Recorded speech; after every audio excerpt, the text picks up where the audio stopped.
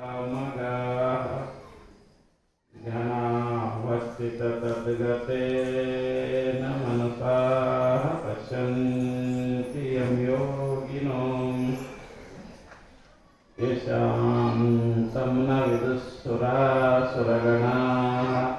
ದೇವಾಯ ತಸ್ಮೈ ನಮಃ ದೇವಾಯ ತಸ್ಮೈ ನಮಃ.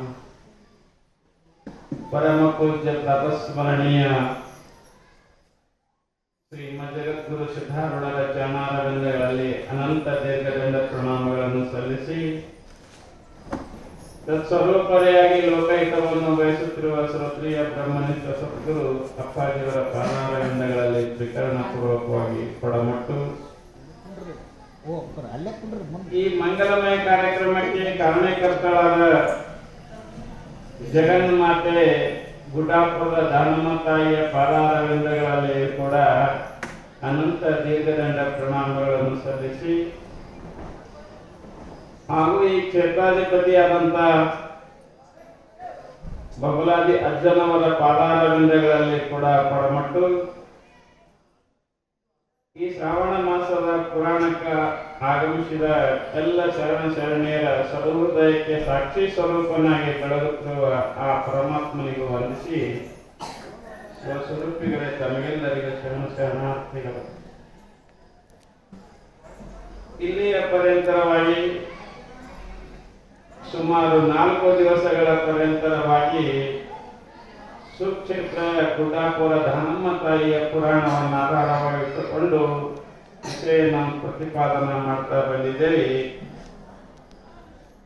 ಇಲ್ಲಿ ನಿನ್ನೆನ ದಿವಸ ತಾಯಿ ಏನು ಮಾಡಿದಳು ಸ್ವಲ್ಪ ನಾವು ವಿಚಾರ ಮಾಡಿದಾಗ, ನಿನ್ನ ಜಗನ್ಮಾತೆ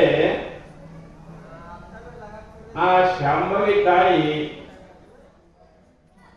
ಸರಸಮ್ಮನ ಉದರದಲ್ಲಿ ಪ್ರವೇಶ ಆದಳು ಮತ್ತು ಹುಟ್ಟಿದಳು ಅಂತ ನಿನಗೆ ಕೇಳಿ. ಇಲ್ಲಿ ನಿಜವಾಗಿಯೂ ಕೂಡ ತಾನು ಜಗನ್ಮಾತೆಯಾದರೂ ಜಗತ್ತಿಗೆ ತಾನು ಒಡೆಯಳಾದರೂ ಕೂಡ ಇಲ್ಲಿ ತನ್ನ ಭಕ್ತರ ಉದ್ಧಾರ ಮಾಡುವ ಸಲುವಾಗಿ ಭೂಲೋಕದಲ್ಲಿದ್ದಂತಹ ಪ್ರತಿಯೊಬ್ಬರ ಸಂತುಷ್ಟಪಡಿಸುವ ಸಲುವಾಗಿ ಇಲ್ಲಿ ಜಗನ್ಮಾತೆ ಕೂಸಾಗಬೇಕಾಗಿದೆ. ನೋಡ, ದೇವರು ನಮ್ಮ ಸಲುವಾಗಿ ಒಂದು ಸಣ್ಣ ಮಗುವಾಗಬೇಕಾಯ್ತು. ಅವನಿಗೇನು ಕಮ್ಮಲ್ಲಿ ದೇವರಿಗೆ ಏನೋ ಕಮ್ಮಿಲ್ಲ ಖರೆ, ಆದರೂ ಅವ ವಿಚಾರ ಮಾಡ್ತಾನ ಇದೆಲ್ಲ ನಾ ಮಾಡಿದ ಸೃಷ್ಟಿ ಅದ, ಇದು ಹಾಳಾಗಬಾರದು, ಇದು ಸರಿಯಾಗಿರಬೇಕು. ಯಾಕ ನಾರದ ಮಹರ್ಷಿ ಬಂದು ಹೇಳಿದಾಗ ಗೊತ್ತಾಯ್ತು ಪರಮಾತ್ಮನಿಗೆ ಇದು ಸರಿಯಾಗಿರ್ಬೇಕಂತ ತಿಳ್ಕೊಂಡು ಗಂಡ ಹೆಂಡತಿ ಇಬ್ರು ಕೂಡಿ ಶರೀರ ತೊಟ್ಟು ಭೂಲೋಕ ಬರ್ತಾ ಇದ್ದಾರೆ. ಹಂಗ ಇಬ್ಬರು ಕೂಡ ಅವತಾರವನ್ನು ತೊಟ್ಟು ಭೂಲೋಕಕ್ಕೆ ಬಂದಿದ್ದಾರೆ. ಅವತಾರ ತೊಡುವುದು ಬೇರೆ, ಹುಟ್ಟಿ ಬರುವುದು ಬೇರೆ. ಈಗ ನಾವು ನೀವೆಲ್ಲ ತಾಯಿ ಹೊಟ್ಟೆಯಿಂದ ಹುಟ್ಟಿ ಬಂದಿದ್ದೇವೆ. ನಮಗೇನದರಿ ಹಿಂದಿಂದು ಮುಂದಿಂದು ಪ್ರಜ್ಞೆ ಇರಂಗಿಲ್ಲ. ಆದ್ರೆ ಏನು ಅವತಾರ ತೊಟ್ಟು ಬರ್ತಾರೆ ನೋಡ್ರಿ. ಈಗ ಸಿದ್ಧಾರೂಢರು ಬಂದು ದೊಡ್ಡದವ್ರು ಸೇವಕ ಹಾಕಿಕೊಂಡು ಹಿಂದಕ್ಕೆ ಹೋಗೋದು. ಅವ್ರು ಏನು ಬಂದ್ರಲ್ಲ, ಅವ್ರು ಪರಮಾತ್ಮನ ಸ್ವರೂಪಿಗಳಿರ್ತದ, ಹಿಂದಿಂದ ಜ್ಞಾನ ಇರ್ತದ, ಮುಂದಿನ ಜ್ಞಾನ ಇರ್ತದ, ಈಗ ಕೊಟ್ಟದ್ದು ಜ್ಞಾನ ಇರ್ತದ. ಎಲ್ಲಿ ಏನು ನಡೆದಾನ ಅದು ಸಹಿತ ಜ್ಞಾನ ಇರ್ತದೆ. ಇದಕ್ಕೆ ಇವರಿಗೆ ಅವತಾರಿ ಶರೀರಗಳು ಅಂತ. ಇವರು ಎದಕ್ಕೆ ಬಂದಿರ್ತಾರ?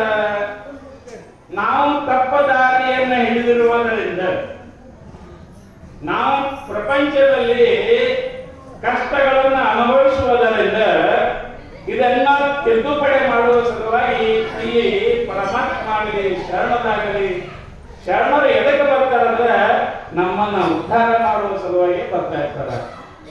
ಹಾಗೆ ಇಲ್ಲಿ ತಾಯಿ ಬಂದರು. ಹಿಂದಿನ ದಿವಸ ಕೂಸಾಗಿ ಪಕ್ಕದಲ್ಲಿ ಆಗಿತ್ತು. ನಿನ್ನ ಎಲ್ಲರಿಗೂ ಸಂತೋಷ ಆಯಿತು, ಸರಸಮ್ಮನಿಗೂ ಮತ್ತು ಅನಂತರಾಯನಿಗೆ.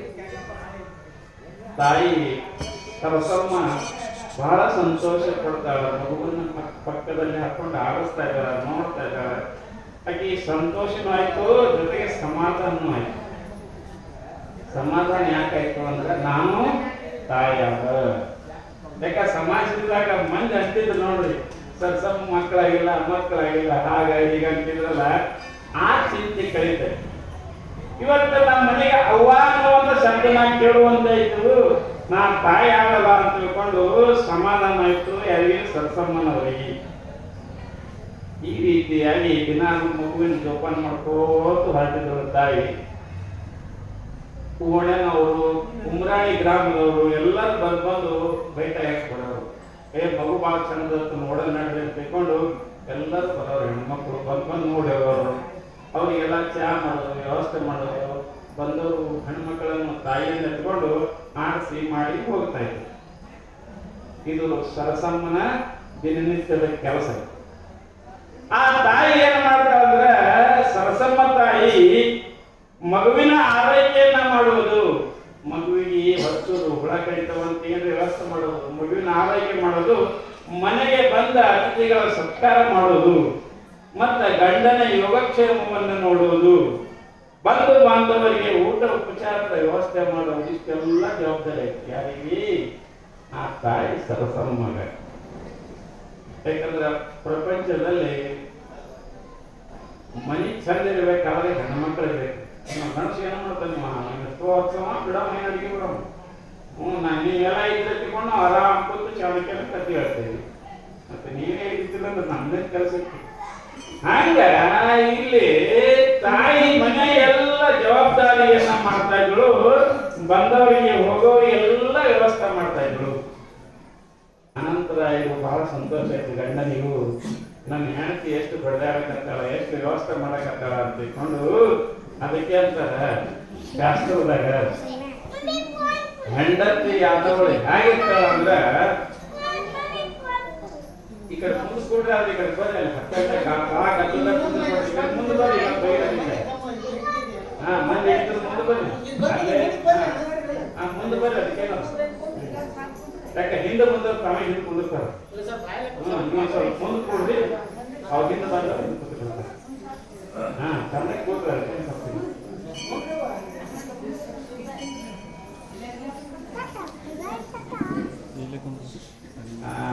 ಗಣಸರು ಅಂದ್ರೆ ನೀವು ಅಲ್ಲತ್ತ, ಹೆಣ್ಮಕ್ಳು ಒಬ್ಬರು ಒಬ್ರಿಗೆ ಕರ್ಕೊಂಡು ಬಂದಿರ್ತಾರೆ. ಈ ಗಣಸರ ಕಂಪ್ನಿಯವರು ಇರ್ತಂದ್ರೆ ಹೆಣ್ಮಕ್ಳು ಆಗಿಲ್ಲ ಕಳೆದಿರ್ತದೆ, ಹೆಣ್ಣ ಕಳೆದಲ್ಲ. ಹಂಗ ಏನ್ ಮಾಡ್ತಾ ಇದ್ರು, ತಾಯಿ ಎಲ್ಲ ಕೆಲಸ ಮಾಡ್ತಾ ಇದ್ರು. ಶಾಸ್ತ್ರದಾಗ ಒಂದು ಮಾತು ಹೇಳಿದಾಗ ಏನಂತ ಹೇಳಿದಾರೆ ಅಂತ ಕೇಳಿದ್ರೆ, ಹೆಣ್ಣು ಮಕ್ಕಳ ಹತ್ರ 6 ಗುಣಗಳು ಇರ್ತಾವ. ಏನು 6 ಗುಣಗಳು? ಕಾಲೇ ಸುಮಂತ್ರಿ. ಹೆಂಗಿರ್ತಾವಂದ್ರ ಕಾರ್ಯದಲ್ಲಿ ಮಂತ್ರಿ ಆಗಿರ್ತಾವ. ಮಂತ್ರಿ ಅಂದ್ರೆ ಅಲ್ಲಿ ಸಲಹೆ ಮಾಡುವುದು. ಗಂಡ ಅಕಸ್ಮಾತ್ ತಪ್ಪ ಏನಾದ್ರು ಮಾಡ್ತಾ ಇದ್ದ ಅಥವಾ ಏನಾದ್ರು ತೊಂದರೆ ಆಗ್ತಾ ಇದ್ದಂದ್ರೆ ಗಂಡನಿಗೆ ಸಲಹೆ ಕೊಡ್ತಾರೆ ಹೆಂಡತಿ. ಹಿಂಗ್ ಮಾಡ್ರಿ, ಇಲ್ಲಿ ಹೋಗಿ ಕೇಳ್ರಿ. ಮಂತ್ರಿ ಇದ್ದಂಗ. ಹಂಗ ರಾಜನಿಗೆ ಮಂತ್ರಿ ಇರ್ತಾನೋ ಹಂಗ ಮನ್ಯಾಗ ಗಂಡನಿಗೆ ಹೆಂಡತಿ ಹೆಂಗಂದ್ರ ಕಾಲೇ ಸುಮಂತ್ರಿ. ಮಂತ್ರಿ ಇದ್ದಂಗ ಸಲಹೆ ಕೊಡ್ತಾರ. ಅಕಸ್ಮಾತ್ ಏನ್ ಹೆಂಗ ಸಮಸ್ಕೊಂಡು ಗಂಡಗ ಹೊಳೆಯಲ್ಲ ನೋಡ್ರಿ, ಇಂತ ನೋಡ್ರಿ ನೀವು ಆತ ಕೆಲಸ ಅಂತ ಹೇಳ್ತೀರ. ಅದಕ್ಕೆ ಕಾಲೇಶು ಮಂತ್ರಿ ಅಂತ. ಇನ್ನು 2ನೇದೇನು ಕರ್ಮೇಶು ದಾಸಿ. ಕೆಲಸ ಮಾಡೋದ್ರಾಗ ದಾಸಿ ಇದ್ದಂಗೆ ಇರ್ತಾರೆ. ನಾವೇನ್ರಿ ಉಂಡು ಆರಾಮ್ ಹಚ್ಕೊಂಡು ಮಕ್ಕೋತೇವೆ. ಮುಂದವ್ರು ಎಷ್ಟು ಕೆಲಸ ಮಾಡ್ತಾರ್ರಿ, ಮಣ್ಣು ತಿಕ್ಕೋದು, ತೊಳೆಯೋದು, ಬೆಳೆಯೋದು ಎಲ್ಲ ಮಾಡೋದು. ನಾವೇನು ಮಾಡಂಗಿಲ್ಲ, ಎಲ್ಲ ಅವರೇ ಮಾಡ್ಬಿಡ್ತಾರೆ. ಅದಕ್ಕೆ ಇಲ್ಲಿ ಏನ್ ಹೇಳ್ತಾ ಇದಾರೆ, ಕರ್ಮೇಶು ದಾಸಿ. ದಾಸಿ ಹೆಂಗ ದುಡಿತಾ ಇದ್ದಾರೆ ಹೆಣ್ಮಕ್ಳು. ಮನೆ ಕೆಲಸ, ಹೊಲದ ಕೆಲಸ, ಎಲ್ಲ ಕೆಲಸ ಮಾಡ್ತಾ ಇದ್ದಾರೆ. ಅದಕ್ಕಂತಾರ ಕರ್ಮೇಶು ದಾಸಿ ಅಂತ. ಇನ್ನು 3ನೇ ಗುಣ ಹೆಣ್ಮಕ್ಳಲ್ಲಿ ಏನಂತ ಅಂದ್ರೆ ಭೋಗ್ಯೇಶು ಮಾತಾ. ನೋಡಿ ಹೇಗೆ ಚಂದ ಶಾಸ್ತ್ರದಾಗ ಊಟ ಕೊಡಕ್ಕೆ ತಾಯಿ ಆಗಿರ್ತಾವಂತ. ನಾನು ತಿರಾಗಿಲ್ಲ ಅವಾಗ. ಆಕೆ ತಾಯಿ ಆಗ್ಬೇಕಂದ್ರೆ ಆ ಟೈಮ್ನಾಗ ಅಂದ್ರೆ ನಮ್ಮ ಹೊಟ್ಟೆ ಮುಂದೆ ಬಿಟ್ಟು ಅಲ್ಯಾವ ನೋಡಿ ತೋರಿ ಒಂದು ರೊಟ್ಟಿ ನೆನೆ ತೋರಿ ನನಗೊಂದು ರೊಟ್ಟಿ ತಂದು ಕೊಡ್ರಿ ಏನ್ ಮಾಡ್ತೀವಿ. ಮುಂದೆ ಕೂತು ಉಣಿಸ್ತಾರ. ಒಂದ್ ರೊಟ್ಟಿ ಬಿಡಿದ್ರೆ 2 ರೊಟ್ಟಿ ಹಚ್ತಾರ, ಹೆಚ್ಚಿಗೆ ಹಾಲು ನೀಡ್ತಾರ. ನೋಡಿ ಕೆಲವು ಹೆಣ್ಮಕ್ಳು ಬಹಳ ಇದು ಮಾಡ್ತಾರ. ಅದಕ್ಕಂತಾರ ಅವರು ಇಲ್ಲಿ ಭೋಗ್ಯೇಶು ಮಾತಾ, ಹೆಂಡತಿ ಊಟದ ಸಮಯದಾಗ ತಾಯಿಯಾಗಿರ್ತಾವ. ಭೋಗ್ಯೇಶು ಮಾತಾ ರೂಪೇಶು ಲಕ್ಷ್ಮಿ, ರೂಪದಲ್ಲಿ ಹೇಗಿರ್ತಾಳಂದ್ರ ಲಕ್ಷ್ಮಿಯ ಸ್ವರೂಪ ಆಗಿರ್ತಾಳಂತ ತಾಯಿ. ಇನ್ನ ಮುಂದ ಕ್ಷಮಯ ಧರಿತ್ರಿ, ಏನಾದ್ರೂ ಯಾರಾದ್ರೂ ತಪ್ಪು ಮಾಡಿದರೆ ಅವರನ್ನ ಕ್ಷಮ ಮಾಡುವ ಗುಣ ಇರ್ತದೆ. ಹಂಗ ಭೂಮಿ ಹೆಂಗಂತ ಉದಾಹರಣೆ ಕೊಟ್ಟಾರ. ಹೆಣ್ಮಕ್ಳು ಹೆಂಗಿರ್ತಂದ್ರ ಭೂಮಿ ಹೆಂಗ ಕ್ಷಮ ಮಾಡ್ತಾರೆ. ಈಗ ಭೂಮಿ ಮ್ಯಾಗ ನಾವು ಏನ್ ಬೇಕಾದ್ರೂ ಮಾಡಿದ್ರು ಕೂಡ ತಾಯಿ ಏನಾದ್ರು ಅಂದಾಳ ಭೂದೇವಿ ಎಷ್ಟು ಹೊಲಸು ಮಾಡ್ತೀವಿ, ಏನೇನೋ ಮಾಡ್ತೀವಿ, ಎಲ್ಲ ಮಾಡಿದ್ರು ಕೂಡ ಇವೆಲ್ಲ ನನ್ನ ಮಕ್ಕಳ ಅಂತ ತಿಳ್ಕೊಂಡು ತಾಯಿ ಹಾಕಿ ಸ್ವೀಕಾರ ಮಾಡ್ತಾ ಇದ್ದಾಳ. ಹಂಗೆ ಇಲ್ಲಿನ ಕೂಡ ಏನಾಗ್ತಾ ಇದ್ರು ಕ್ಷಮಯ ಧರಿತ್ರಿ. ಹೆಣ್ಣು ಹೆಂಗಿರ್ತಾಳಂದ್ರ ತಾಯಿ ಜಗದಂಬೆ, ಹೆಣ್ಮಕ್ಳು ಹೆಂಗಿರ್ತಾರಪ್ಪ ಅಂದ್ರೆ ಕ್ಷಮ ಮಾಡ್ತಾ ಇದಾರ. ಸೇನೆ ಸುರಂಬ. ಇನ್ನ ಮಲಗಿಕೊಳ್ಳುವುದಲ್ಲಿ ಹೇಗಿರ್ತಾಳ ಅಂತ ಕೇಳಿದ್ರೆ ರಂಭನಾಗಿರ್ತಾರ ಅಂತ ತಿಳ್ಕೊಂಡು ಇಷ್ಟೆಲ್ಲ ವರ್ಣನೆ ಮಾಡ್ತಾ ಇದಾರೆ. ನಿಜವಾಗಿ ಪತಿವ್ರತ, ಹೆಣ್ಮಕ್ಳು ಪತಿವ್ರತ ಇರಬೇಕು ಅಂತ ಹೇಳ್ತಾರೆ. ಪತಿವ್ರತ ಅಂದ್ರೆ ಏನು ದೊಡ್ಡ ಕೆಲಸ ಅಲ್ರಿ ಅದು. ನೀವು ಪ್ರತಿವ್ರತ ಅಂದ್ರೆ ಬಹಳ ಗದ್ದಲಕ್ಕೆ ಬೀಳ್ಬೇಡ್ರಿ. ಮತ್ ಪ್ರತಿವ್ರತ ಅಂದ್ರೆ ಏನಪ್ಪ ಇದು ಪ್ರತಿವ್ರತ? ಪ್ರತಿವ್ರತ ಅಂದ್ರೆ ಏನಿಲ್ಲ, ನೀವು ಯಾರನ್ನ ಮದುವೆ ಆಗಿರ್ತೀವಿ ಸಂಪೂರ್ಣವಾಗಿ ಅವನ ಮೇಲೆ ಮನಸ್ಸಿಡುವುದೇ ಪತಿವ್ರತ. ಇಷ್ಟೇ. ಇದಕ್ಕೆ ಇನ್ನೊಂದು ಮತ್ತೊಂದು ಏನಾಗ್ತಿಲ್ಲ. ಗಂಡನೇ ದೇವರು, ಗಂಡನ ಬಿಟ್ಟು ನನಗೆ ಯಾರಿಲ್ಲ, ಗಂಡನೇ ದೇವರು, ಅವನೇ ಸರ್ವಸ್ವ ಅಂತ ತಿಳ್ಕೊಳ್ಳುವುದೇ ಪತಿವ್ರತ. ಖರೆ ಮದುವೆ ಆದ ಬಳಿಕ ಇನ್ನೊಬ್ಬ ಪುರುಷನನ್ನ ಮುಟ್ಟಿ ನಮಸ್ಕಾರ ಮಾಡಬಾರದು. ಶಾಸ್ತ್ರದಾಗ ಹೇಳ್ಬೋದು. ಹೆಣ್ಮಕ್ಳು ಮದುವೆ ಆದ ಬಳಿಕ ಪರ ಪುರುಷನನ್ನ ಮುಟ್ಟಿ ನಮಸ್ಕಾರ ಮಾಡಬಾರದು. ತನ್ನ ಗಂಡನ ಬಿಟ್ಟು ಯಾವ ಪುರುಷನನ್ನ ಮುಟ್ಟಬಾರದು. ಪತಿವ್ರತ ಧರ್ಮ ಹಿಂಗೆ ಹೇಳ್ತಾರೆ. ಮತ್ತ ಸೀತೆ ಎಲ್ಲಿ ಹೋಗಿದ್ದಳು ಅಂದ್ರೆ ರಾವಣ ಕದ್ಕೊಂಡು ಹೋಗಿದ್ ನೋಡ್ರಿ ಅಶೋಕನ. ಆ ಕದ್ಕೊಂಡು ಹೋಗಿ ಅಶೋಕವನದಾಗ ಇಟ್ಟಿದ್ದ. ಆ ಸಮಯದಲ್ಲಿ ಏನಾಗಿತ್ತು ಅಂತ ಕೇಳಿದ ಶ್ರೀರಾಮಚಂದ್ರ ಎಲ್ಲರೂ ವಿಚಾರ ಮಾಡಿ ಹುಡುಕಲಿಕ್ಕೆ ಯಾರಿಗೆ ಕಳ್ಸೋನು ಅಂತ ಹನುಮಂತ ಕಳಿಸಿರ್ತಾರ. ಆ ಹನುಮಂತ ಏನ್ ಮಾಡ್ತಾನೆ, ತಿರ್ಗಾ ಹುಡುಕಾಡ್ಕೋತ ಸಮುದ್ರವನ್ನ ಹಾರಿ ಲಂಕಾಕ ಜೈ ಶ್ರೀರಾಮ ಅಂತ ಹಾರಿ ಬಂದು ಲಂಕಾಕ್ ಹೋಗಿ ಅಲ್ಲಿ ಹೋಗಿ ವಿಭೀಷಣಗೆ ಭೇಟಿ ಆಗ್ತಾನೆ. ಆ ವಿಭೀಷಣ ಮಾತ್ರ ಶ್ರೀರಾಮನ ಭಕ್ತ ಇರ್ತಾನ.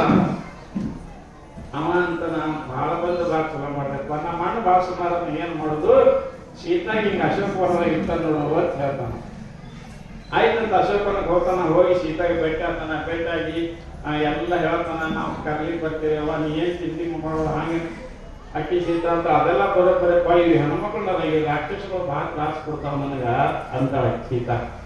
ಅವಾಗ ಹನುಮಂತ ಹೇಳ್ತಾನೆ, ಯಾವ ನೀ ಚಿಂತೆ ಮಾಡಬೇಡ, ನಾನು ಹೆಗಲ ಮೇಲೆ ಕುಂದ್ರು ನಿನಗೆ ಈ ಶಬ್ದ ಹೇಳ್ಬೇಕು ಒಯ್ದು ಬಿಡ್ತೀನಿ. ಅವೇನ್ ಮಾಡ್ತಾನ ರಾವಣ ಮಾಡ್ಯಾರ,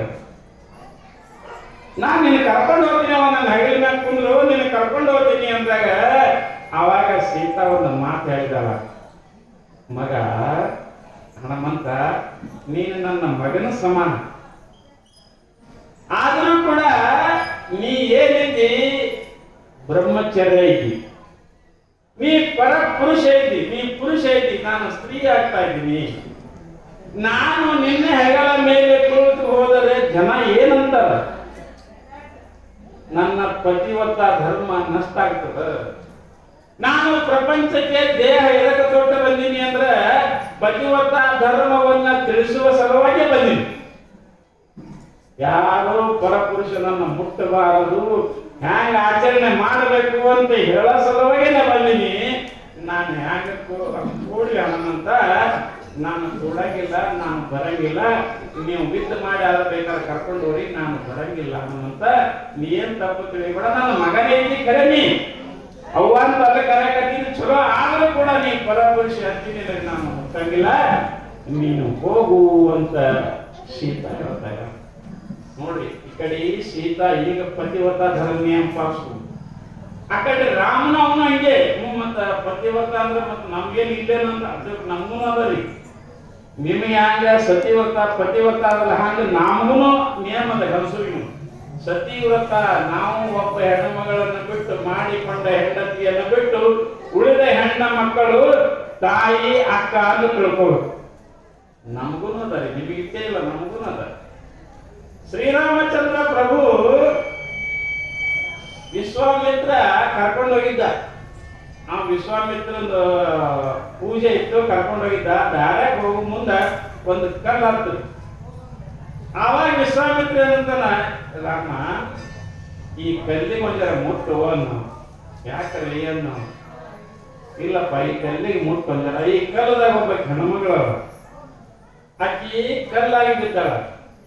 ನೀ ಮುಟ್ಟದೆ ಅಂದ್ರ ಆಕಿ ಕಲ್ಲು ಹೋಗಿ ಹೆಣ್ಮಗಳ ಆಕಿ ಜನ್ಮ ಪುನರ್ಜನ್ಮ ಆಗ್ತದ, ಆಕಿ ನೀ ಕೊಟ್ಟಂಗ ಆಗ್ತದ. ಇದು ಆಕಿ ನೀ ಮುಟ್ಟಿದ್ರೆ ಮತ್ತೆ ಯಾರು ಮುಟ್ಟಿದ್ರೆ ಆಗಂಗಿಲ್ಲ ಅಂತ ವಿಶ್ವಾಮಿತ್ರ. ಆವಾಗ ರಾಮಚಂದ್ರ ನೋಡ್ರಿ ಹೆಂಗಿದ್ದಾವ. ಅವ ರಾಮಚಂದ್ರ ಅಂತನ, ಗುರುಗಳೇ ನಾನು ಯಾವ ಪರಸ್ತ್ರೀಯರನ್ನ ಮುಟ್ಟುವುದಿಲ್ಲ ಅಂತ. ನಾನು ಏಕ ಪತ್ನಿ ವ್ರತಸ್ಥ, ಸೀತೆಯಲ್ಲದೆ ಯಾವ ಹೆಣ್ಣುಮಗಳನ್ನ ಮುಟ್ಟುವುದಿಲ್ಲ, ಎಲ್ಲರೂ ನನ್ನ ತಾಯಿ ಸಮಾನ, ಯಾರನ್ನ ನಾನು ಮುಟ್ಟುವುದಿಲ್ಲ ಅಂತ ಹೇಳಿದಾಗ ಅವಾಗ ಗುರುಗಳಂತರ, ಇಲ್ಲೋ ರಾಮ, ಆಕಿ ಹುಟ್ಟಬೇಕಾದ್ರೆ ನೀನೇ ಮುಟ್ಟಬೇಕು, ಮತ್ತೆ ಯಾರು ಮುಟ್ಟು, ಲಕ್ಷ್ಮಣ ಮುಟ್ಟೋದು ಬರಲ್ಲ, ಯಾರು ಮುಟ್ಟೋದು ಬರಲ್ಲ, ನಿನ್ನ ಪಾದ ಸ್ಪರ್ಶದಿಂದಲೇ ಆಗ್ತದ ಅಂತ ಹೇಳ್ತಾನೆ. ಇನ್ನು ಏನು ಮಾಡಬೇಕು? ಅವಾಗ ರಾಮಚಂದ್ರ ಒಂದು ವಿಚಾರ ಮಾಡ್ತಾ ಇದ್ದಾನ, ಗುರುಗಳೇ ನಾನು ಒಂದು ವಿಚಾರ ಮಾಡೀನಿ. ಏನ್ ಮಾಡಿದಪ್ಪ? ಏನಿಲ್ಲದಿ, ನಾನು ಮುಟ್ಟಂಗಿಲ್ಲ. ನಾ ಕಾಲಿಗೆ ಏನು ಮಾಡ್ತೀನಿ, ಧೂಳು ಚೆಲ್ತೀನಿ. ಮಣ್ಣು ನನ್ನ ಕಾಲಿಗೆ ಧೂಳು ಹತ್ತಿರ್ತಲ್ಲ, ಆ ಮಣ್ಣು ಕಾಲಿಗೆ ಚಿಮ್ಮಿ ಕಲ್ಲಿನ ಮ್ಯಾಗ ಬೀಳಾಗ ಮಾಡ್ತೀನಿ. ನೋಡಿ, ಇಷ್ಟು ಮಾಡೋಣ ಮಾಡ್ತೀನಿ. ಅವ್ರು ಮುಟ್ಟಂದ್ರೆ ಮುಟ್ಟಂಗಿಲ್ಲ. ಹೆಂಗಿರ್ಬೇಕು? ಪತಿವ್ರತ, ಸತಿವ್ರತ, ಏಕ ಪತ್ನಿ ವ್ರತಸ್ಥ. ಕಡಿ ತನಕ ಒಂದೇ ಹೆಣ್ಣು ಮಗಳ ನಗೆ ಉಳಿದಕ್ರೆ ಯಾವ ಹೆಣ್ಣನ್ನು ಈ ಕಣ್ಣೆತ್ತಿ ನೋಡಿಲ್ಲ. ಅವಾಗ ವಿಶ್ವಾಮಿತ್ರನ ಆಗ್ಲಿಪ್ಪ ಕಡಿಗೆ ಅಧೂರೆ ಮಾಡೋದ್ ಕೂಡಲೇ ಶ್ರೀರಾಮಚಂದ್ರ ಪ್ರಭು ಏನು ಮಾಡ್ತಾ ಇದ್ದಾನ, ಈಗ ಮಣ್ಣಿಗೆ ಹಿಂಗ ಕಾಲಿನ ಚಿಮ್ಮುತ್ತನ, ಆ ಮಣ್ಣು ಹೋಗಿ ಕಲ್ಲಿನ ಮ್ಯಾಗ ಬೀಳ್ತದ. ಬಿತ್ತು ಕೂಡಲೇ ಆ ಕಲ್ಲು ಹೋಗಿ ಅಹಲ್ಯ ಆಗಿಬಿಡ್ತಾಳೆ ಹೆಣ್ಮಗಳು. ಅದಕ್ಕೊಂದು ಹಿಂದೆ ದೊಡ್ಡ ಕಥೆ ಅದ, ಅದೇನು ಹೇಳಂಗಿಲ್ಲ. ಯಾಕಾಗಿ ಕಲ್ಲಾದವು ಅನ್ನೋದಕ್ಕೆ ಒಂದು ದೊಡ್ಡ ಕಥೆ ಅದ, ಮುಂದೋಗುನು. ಅದಕ್ಕೆ ಸಾಮಾನ್ಯವಾಗಿ ಆಕೆ ಎದ್ದು ಏನ್ ಮಾಡ್ತಾಳ, ರಾಮನಿಗೆ ನಮಸ್ಕಾರ ಮಾಡ್ತಾ ಇದ್ದಾಳ. ಭಗವಂತ ನನ್ನ ಶಾಪ ವಿಮೋಚನೆ ದೂರ ಮಾಡಿದರಿ ಅಂತ ತಿಳ್ಕೊಂಡು ಹೇಳಿದಾಗ ಮುಂದಾಕಿನ ಗಂಡನು ಬರ್ತಾನ. ಗಂಡ ಬಂದ ಕೂಡಲೇ ಇಬ್ರು ಗಂಡ ಹೆಂಡತಿ ಕೂಡಿಸಿ ರಾಮ ಮುಂದೆ ಹೋಗ್ತಾನೆ. ಅದಕ್ಕೆ ಹೇಳೋ ಸಾಮಾನ್ಯ ಅಭಿಪ್ರಾಯ ಏನು ಅಂತ ಕೇಳಿದ್ರೆ, ಪತಿವ್ರತ ಸತಿವ್ರತ ಶ್ರೀರಾಮಚಂದ್ರನಲ್ಲಿ ಇತ್ತು, ಸೀತೆಯಲ್ಲಿ ಇತ್ತು. ಹಾಗ ಇಲ್ಲಿ ಕೂಡ ಶರಣಮ್ಮನಲ್ಲಿ ಯಾವ ಸರಸಮ್ಮನು ಕೂಡ ತನ್ನ ಗಂಡನೇ ಸರ್ವಸ್ವ ಅಂತೆಲ್ಲ ವ್ಯವಹಾರ ಮಾಡ್ತಾ ಇದ್ರು. ಮುಂದೆ ಏನಾಯ್ತು ಅಂತ ಕೇಳಿದ್ರೆ, ಹೀಗೆ ಮಾಡುವಾಗ ಆವಾಗ ಈ ಕಡೆ ಅನಂತರಾಯ ಅವನು ಕಾಯಕ ಮಾಡ್ತಾ ಇದ್ದ. ಯಾರಿ? ಸರಸಮ್ಮನ ಗಂಡ ಅನಂತರಾಯ. ಅವನು ಕೂಡ ಪತ್ತರ ಕೆಲಸ ಮಾಡ್ತಿದ್ದ. ದಿನಾಲ ತನ್ನ ಕಾಯಕ ಮಾಡೋದು, ಮತ್ತ ಬಂದವರಿಗೆ ಎಲ್ಲ ವ್ಯವಸ್ಥೆ ಮಾಡೋದು ಆತನು ಮಾಡ್ತಿದ್ದ. ದಾನ ಮಾಡೋದು, ಧರ್ಮ ಮಾಡೋದು, ನಾಮಸ್ಮರಣೆ ಮಾಡೋದು, ಮನೆಗೆ ಮತ್ತೆ ಟೈಮ್ ಸಿಕ್ತು ಅಂದ್ರೆ ಖುಷಿಗೆ ಆಡಿಸ್ತಿದ್ದ. ಯವ್ವ, ನಮ್ಮ ಮನೆಗೆ ಜಗನ್ಮಾತೆಯಾದ ನೀನು ನಮ್ಮ ಮನೆಗೆ ಕೂಸಾಗಿ ಬಂದಿಲ್ಲವ ಅಂತ ತಿಳ್ಕೊಂಡು ಆ ಕೂಸಿನನ್ನ ಆಡಿಸ್ತಿದ್ದ. ಮತ್ತೆ ಏನು ಮಾಡ್ತಿದ್ದ? ಪರಮಾತ್ಮನ ನಾಮಸ್ಮರಣೆ ಮಾಡ್ತಾ ಇದ್ದ. ತಾನು ಗಳಿಸಿದಂತ ಸಂಪತ್ತಿನಲ್ಲಿ ಸ್ವಲ್ಪ ಭಾಗವನ್ನ ದಾನ ಧರ್ಮ ಮಾಡ್ತಾ ಇದ್ದ. ಪ್ರಪಂಚದಾಗ ಈಗ ಕಲಿಯುಗದಾಗ ಈ ಸದ ಎರಡು ಕೆಲಸ ಬಹಳ ಚಲೋ ಮಾಡ್ಬೇಕು. ಒಂದನೇದಾಗಿ ದಾನ ಮಾಡಬೇಕು, ಎರಡನೇದಾಗಿ ನಾಮಸ್ಮರಣೆ ಮಾಡಬೇಕು. ನಾವೇನು ಹೇಳಿದ್ದು, ಅಡವಿಗೆ ಹೋಗೋದು ಬೇಡ, ಏನು ಬೇಡ. ನಾವು ಗಳಿಸಿದ ಸಂಪತ್ತಿನಲ್ಲಿ ಸ್ವಲ್ಪ ಭಾಗ ಆದರೂ ಕೂಡ ನಾವು ದಾನ ಮಾಡಬೇಕು. ಯಾಕಂದ್ರೆ ಪಟ್ಟದ್ದು ತನಗೆ ಬಚ್ಚಿಟ್ಟಿದ್ದು ಪರಲಿಗೆ, ಪಟ್ಟದ್ದು ಕೆಟ್ಟಿತನ ಬೇಡ, ಅದು ಮುಂದೆ ಕಟ್ಟಿರುವುದು ಬುದ್ಧಿ ಸರ್ವಜ್ಞ. ಸರ್ವಜ್ಞ ಹೇಳಿದ್ರಿ, ಪಟ್ಟದ್ದು ಎಂದೂ ಹೋಗಂಗಿಲ್ಲ, ಅದು ಮುಂದೆ ಡಬಲ್ ಆಗಿ ನಮ್ಗೆ ಬುದ್ಧಿ ಕಟ್ಕೊಂಡು ಬರ್ತದ. ಈಗ ನೋಡ್ರಿ, ನಮ್ದೇ ವಿಚಾರ ಮಾಡೋಣ. ಈಗ ನಾನು ತಾಯಿ ಹೊಟ್ಟೆಯಿಂದ ಬಂದಿದ್ದೀನಿ, ಒಬ್ಬ ಭಿಕ್ಷುಕನು ತಾಯಿ ಹೊಟ್ಟೆಯಿಂದ ಬಂದ, ಹೌದಿಲ್ರಿ? ನಮ್ಮ ಅಜ್ಜಿಂದ ಬಂದಿದ್ದ, ಅಮ್ಮ ಅಜ್ಜಿಂದ ಬಂದ. ಆದ್ರೆ ಅವನಿಗೆ ದಿನ